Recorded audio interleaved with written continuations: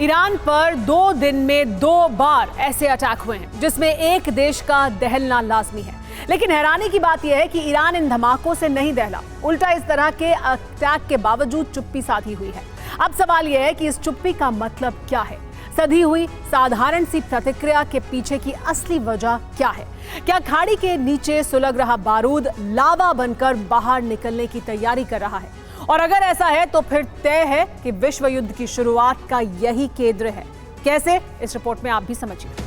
खाड़ी में सुलगा बारूद, शुरू होने वाला है विश्व युद्ध।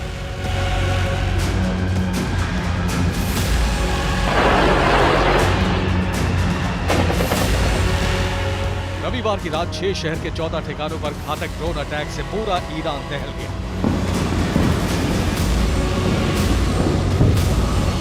शक की सुई कई दिशाओं में घूमी, लेकिन कोई एक दिशा तय नहीं हो सकी। ये जूस और आइसक्रीम शॉप चलाते हैं और हर महीने 3 लाख तक कमाते हैं। आपको शुरू करना है, इनसे सीखना है तो फ्रीडम ऐप को अभी डाउनलोड कीजिए।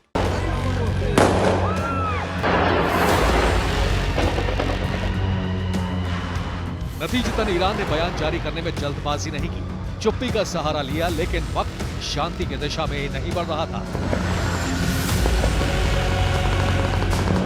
अशांत खाड़ी में एक और हाहाकारी एक्शन हुआ। इराक सीरिया की सीमा पर ईरान के ट्रक्स को निशाना बनाया गया। काफिला तबाह हो गया, जिसमें 7 लोगों की मौत हो गई, लेकिन ईरान ने फिर चुप्पी ओढ़ ली।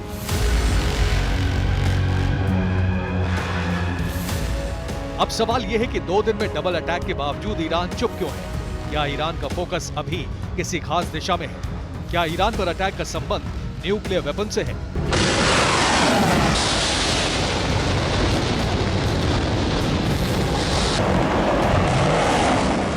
ये तमाम सवाल इसलिए उठ रहे हैं क्योंकि ईरान पर अटैक हो रहे हैं और ईरान हमलावर को घेरने में भी कोई दिलचस्पी नहीं दिखा रहा है। तो क्या ऐसे कोई हालात बन गए हैं जिसमें ईरान को हमलावर की जानकारी होने के बावजूद खामोश रहना जरूरी है?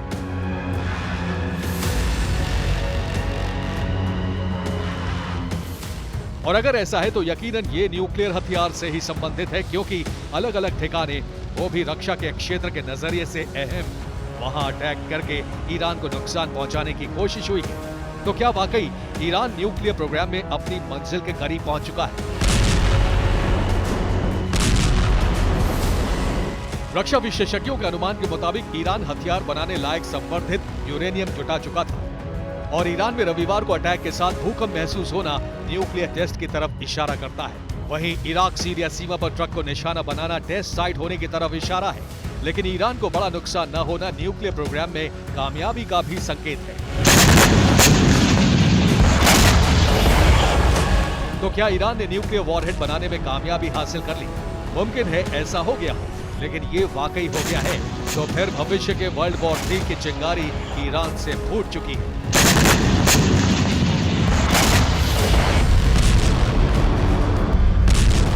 ऐसा इसलिए कहा जा सकता है क्योंकि ईरान का सामना अब सीधे अमेरिका से है और दूसरे मोर्चे पर डटे अमेरिका ने साफ तौर पर ईरान के न्यूक्लियर प्रोग्राम रोकने के लिए ताकत झोंकने का ऐलान कर दिया है। अमेरिकन विदेश मंत्री एंटनी ब्लिंकन के मुताबिक ईरान को न्यूक्लियर हथियार हासिल करने से रोकने के सभी विकल्प मौजूद हैं।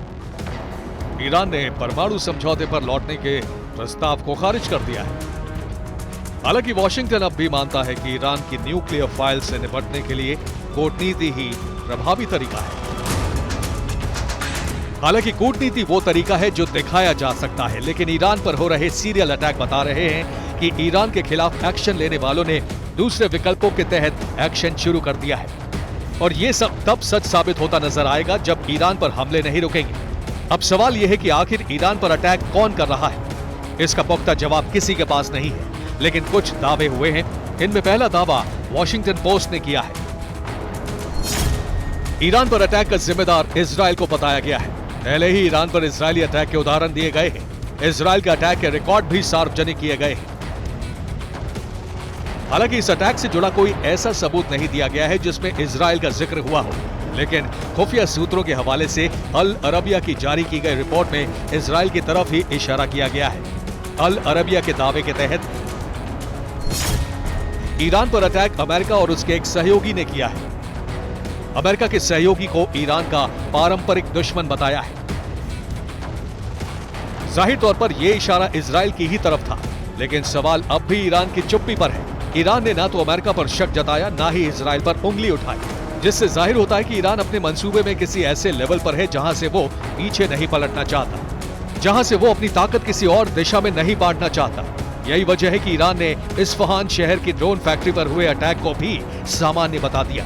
इसके लिए बाकायदा सैटेलाइट तस्वीर जारी करके बताने की कोशिश की है कि फैक्ट्री को बहुत ज्यादा नुकसान नहीं हुआ।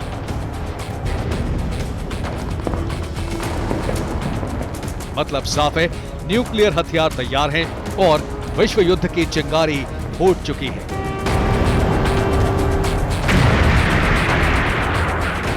Bureau report, TV9 Bharatvarsh. ये जूस और आइसक्रीम शॉप चलाते हैं और हर महीने 3 लाख तक कमाते हैं। आपको शुरू करना है, इनसे सीखना है, तो फ्रीडम ऐप को अभी डाउनलोड कीजिए।